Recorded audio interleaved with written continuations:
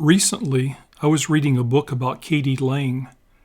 I was interested in knowing more about her early years when she was growing up in the small village of Consort in Canada's Alberta province. I visited Consort in 1993 along with Professor Jack Steinbring of the University of Winnipeg. Jack and I were studying rock art occurrences on the Canadian plains, and we traveled to Consort to look at the Consort Ground Figure. This was a large figure made of rocks that had been carefully placed on the ground. The ground figure was shaped in the form of an anthropomorph. It was outlined with rocks and measured about 20 feet in length. It's thought that the ground figure dates to late prehistoric times and that it was used for some unknown ritual purpose by the local Northern Cree, or perhaps by a party of Sioux or Blackfoot. It's possible that the figure was created to commemorate a real person, or perhaps it only represents the notion of a person, generic, anonymous, godlike. We'll probably never know for sure.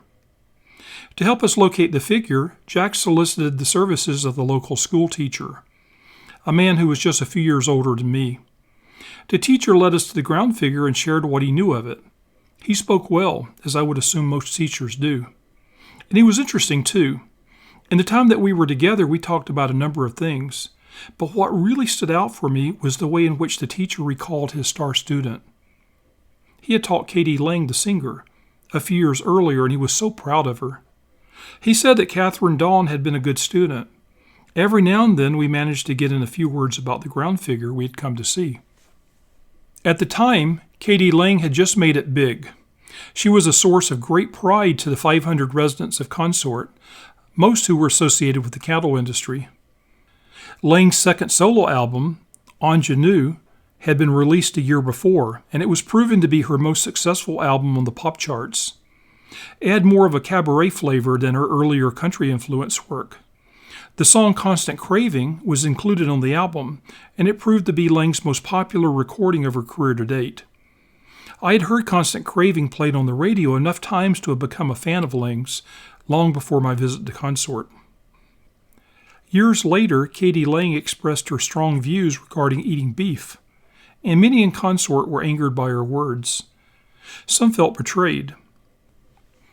According to this book I was reading, a large roadside sign proudly proclaiming the town's association with the singer, erected after my visit in 1993, was repeatedly vandalized, and the backlash became so severe that Lang's mother apparently felt it necessary to leave Consort and find a new home elsewhere.